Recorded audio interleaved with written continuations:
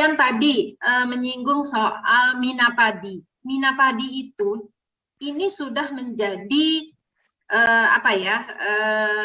Indonesia itu menjadi percontohan di dunia. Mina padi itu artinya apa, Mbak?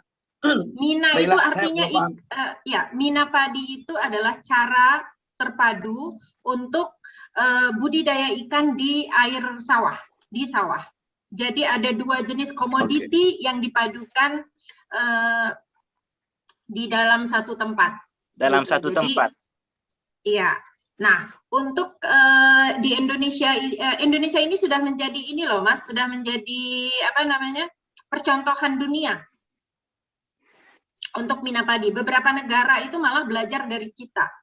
Jadi makanya tadi kalau misalnya Mas Darwis, saya kaget juga. Saya kirain Mas Darwis itu tadi mina padinya adalah ikan untuk dikonsumsi, gitu ya, ikan nila atau ikan mas yang biasanya dilakukan orang, tapi ternyata malah Mas Darwis ininya peliharanya adalah ikan koi, gitu. Kenapa Ya, ikan koi? Ternyata ikan koi nilai ekonominya lebih tinggi, jadi daripada ikan nila, gitu. Dan kebetulan memanfaatkan peluang yang ada, memanfaatkan memang pada saat masa pandemi ini kan orang butuh hiburan ya, yang nggak biasa menanam tanaman-tanaman hias, jadi semuanya pada kembali bertanam tanaman hias gitu dengan harga yang juga fantastis gitu. Kemudian Mas Darwis masuk ke ikan koi, luar biasa. Makanya saya tadi sampai kaget. Oh, jadi bukan ikan nila. Bayangan saya tadinya adalah ikan nila gitu. Oke, ini Pak Guntur mau masuk, ya silakan. Karena tadi tidak bisa masuk ya, sudah 100. Jadi ini sekarang bisa masuk, mudah-mudahan sudah masuk ya Mas Guntur. Nah, jadi itu tadi tentang mina padi. Kemudian Mas Miing juga peserta webinar Inspirasi Bisnis Intani. Kenapa kita Intani memilih Mas Darwis hari ini sebagai narasumber? Nilai plusnya banyak. 1, milenial, gitu ya. Kemudian dengan usahanya sendiri, dengan upayanya sendiri membangun wisata sawah ini. Kemudian tadi sudah diceritakan dengan hanya modal 1 juta ya Mas ya. Kemudian kalau yang saya tahu mengangkat batu sendiri, mengangkat semua yang bahan-bahan yang ada di sekitarnya untuk bangun sendiri seperti itu.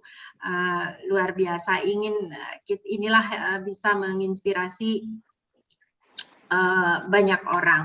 Kemudian lagi Mas Miing tadi menyinggung dijaga kelestarian lingkungannya, dijaga alamnya, jangan tidak perlu bangun jalan untuk mobil sampai ke dalam gitu, tapi tetap jaga keselamatan pengunjung gitu. Nah, dari hari ini adalah narasumber keempat tentang agrowisata. Tadi Mas Miing menyinggung di Bandung atau di mana banyak bangun dulu tempat makannya, kemudian buka lahan padinya. Tapi yang kita angkat adalah bagaimana mengoptimalkan, memaksimalkan potensi dari sawah, potensi dari pertaniannya dengan nilai tambah yang lain, yaitu wisata. Kalau Pak Guntur selalu menyampaikan bahwa ada 5 potensi dari pertanian, salah satunya adalah wisata. Nah, bulan ini inilah yang kita hadirkan. Coba saya lihat Pak Guntur sudah ada belum ya, Pak Guntur? Halo, selamat siang, Mas Guntur sudah? Salam, Mas Darwis. Waduh. Salam. Mas Guntur, sebelum Mas Guntur ngobrol ya, sebelum Mas Guntur memberikan ini arahan, Mas Guntur harus menyaksikan satu video ini. Silakan Nadia. Oh iya, oke, siap.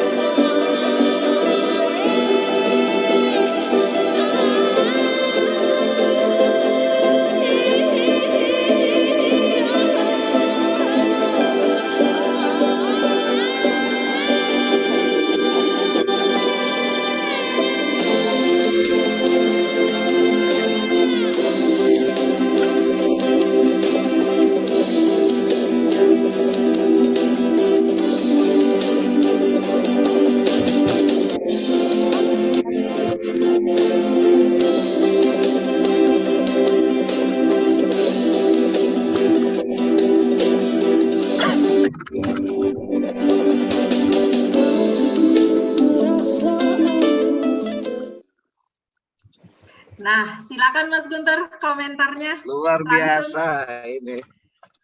Ya, luar biasa Mas Darwis. Mohon maaf saya baru sempat bergabung. Salam juga kepada para peserta Intaners yang ikut webinar. Tadi saya dengar dari Mbak Ila juga ada Bang Miing, ini senior saya yang sangat concern mendorong pertanian menjadi satu komoditas yang bisa menjadi kekuatan ekonomi nasional dan penyemangat buat masyarakat. Mas Darwis, pertama saya sangat kagum ya dengan tadi tayangan videonya. Ini sangat luar biasa. Satu kawasan, satu tempat yang di situ konturnya terasering ya. Dan di sisi lain layoutnya menarik. Jadi terasering biasa tuh satu arah gitu ya. Kalau ini agak melingkar, agak memutar gitu kan. Sehingga ketika diambil di drone tentu ini orang akan kesima dan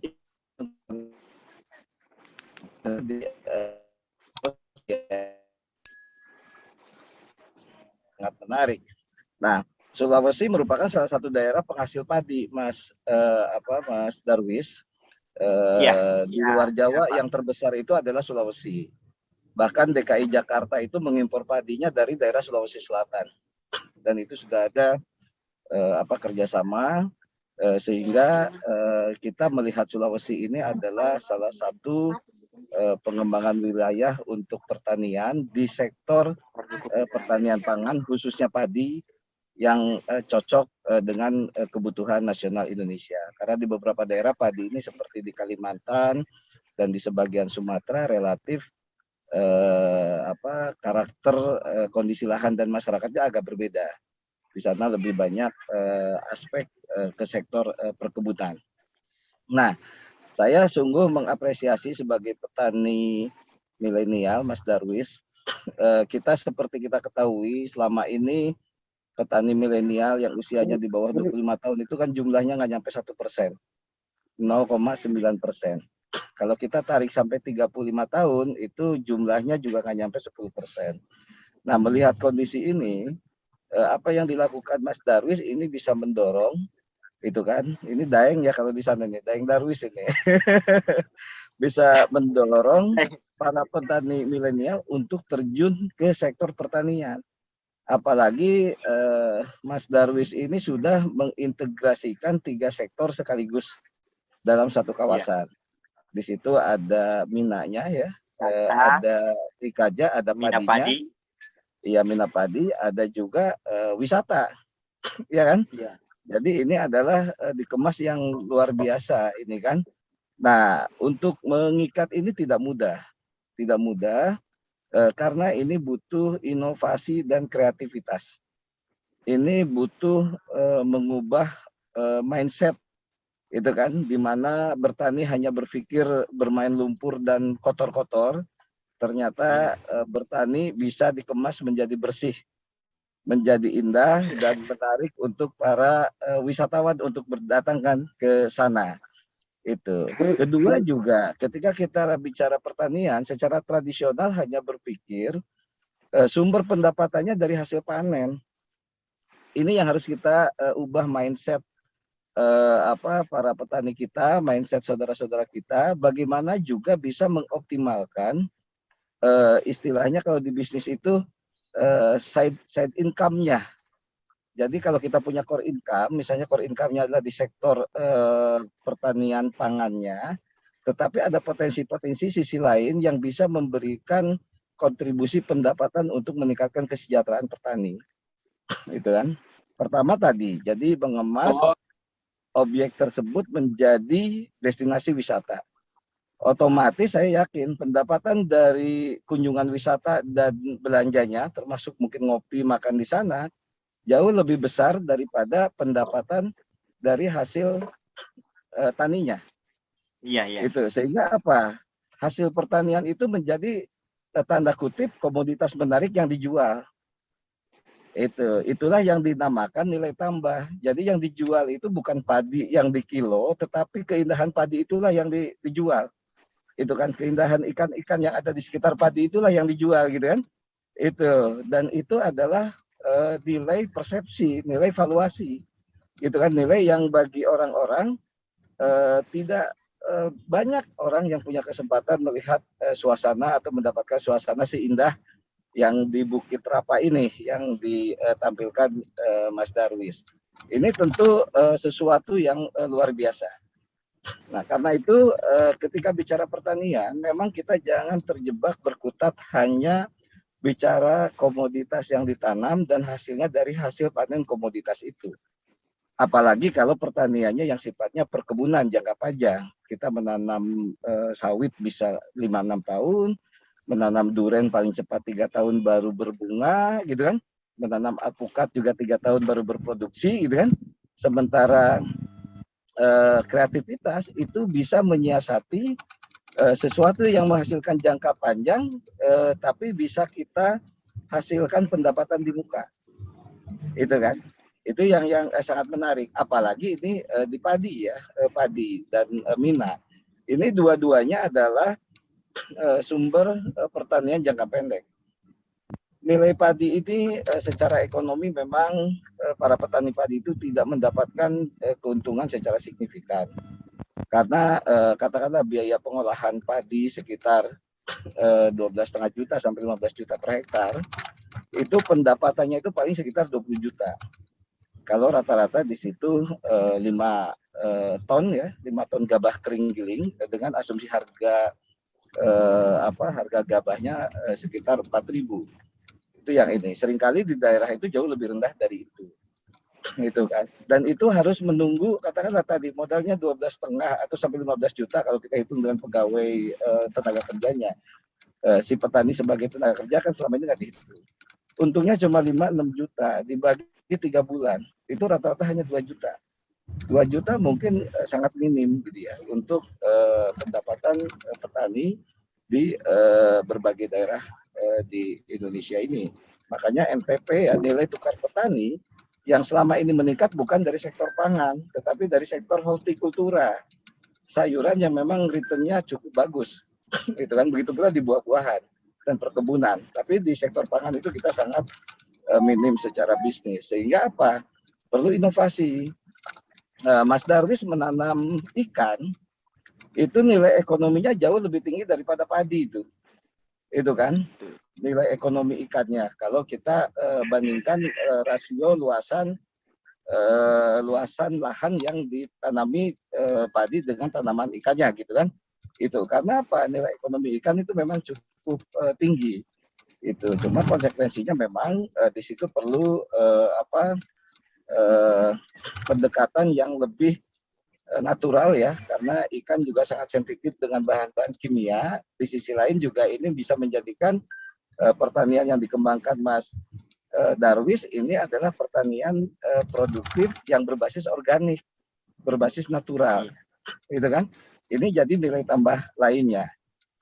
Nah, selain menjual pemandangan yang katakanlah saya nggak tahu apakah memang dikenakan cas tiket untuk spot-spot foto dan lain-lain gitu ya. Tadi saya nggak mendengarkan, dan juga kedai atau kafe yang ditawarkan untuk dijual. Sebenarnya Mas Darwis bisa mengembangkan hal lain, menjadikan destinasi ini sebagai sentra untuk menjual produk-produk pertanian dan UMKM yang ada di Sulawesi Selatan di daerah Mas Darwis. Ini. Jadi orang sudah berkunjung ke sana. Mereka melihat pemandangan dan bisa makan dan lain-lain, tapi Mas Darwis juga bisa ambil khas-khas yang ada di Sulawesi, di-display di sana, sehingga setelah berkunjung mereka juga akan mendapatkan bisa membeli oleh-oleh atau sesuatu yang bisa dibawa ke rumahnya, sehingga otomatis ini juga akan menghidupkan sektor lainnya, sektor UMKM dan lain-lain. Ini yang luar biasa gitu kan.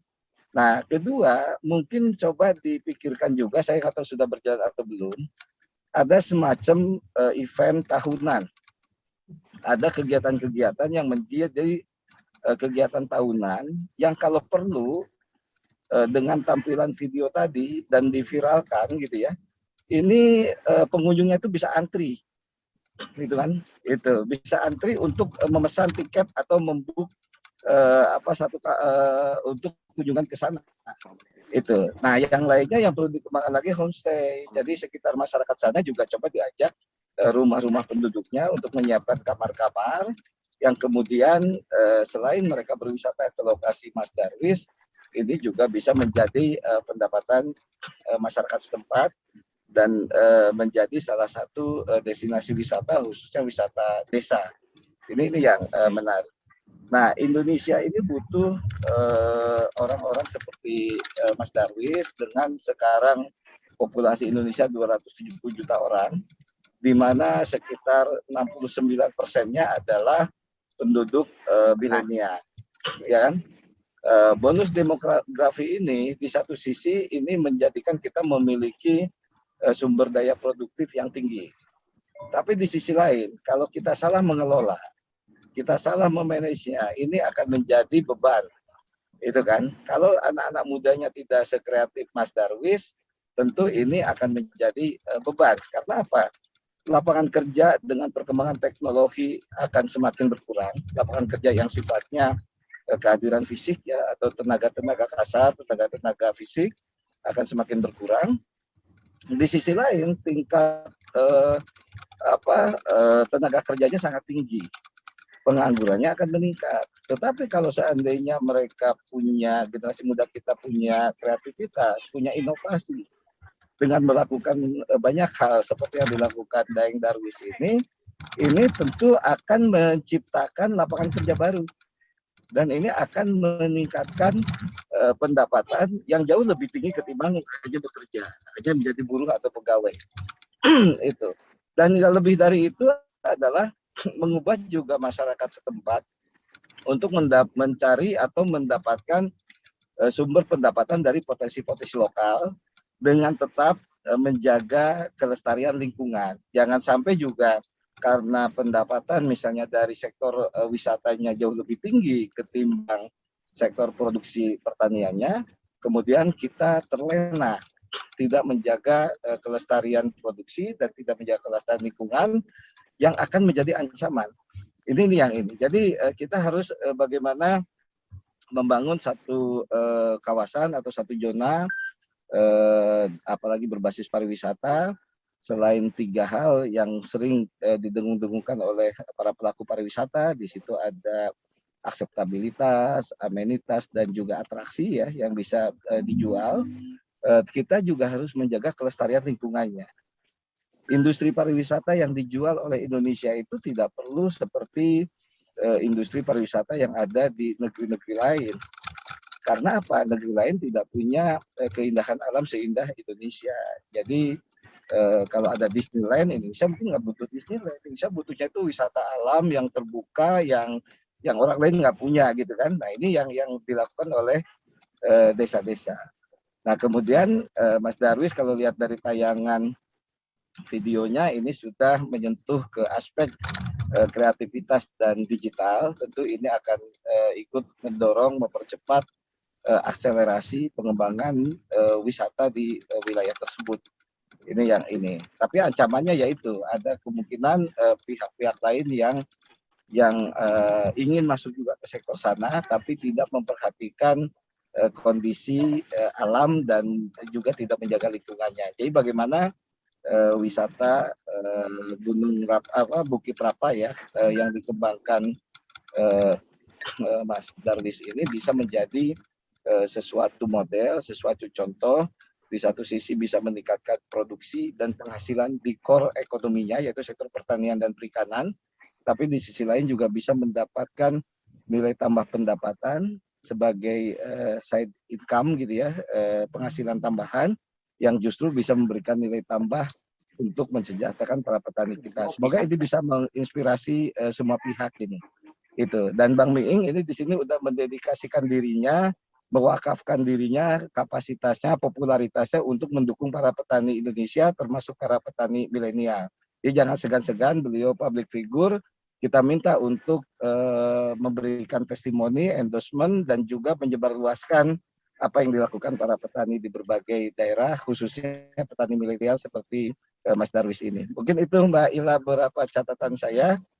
pertama apresiasi, kedua kami cukup bangga melihat para petani-petani muda sangat kreatif dan inovatif.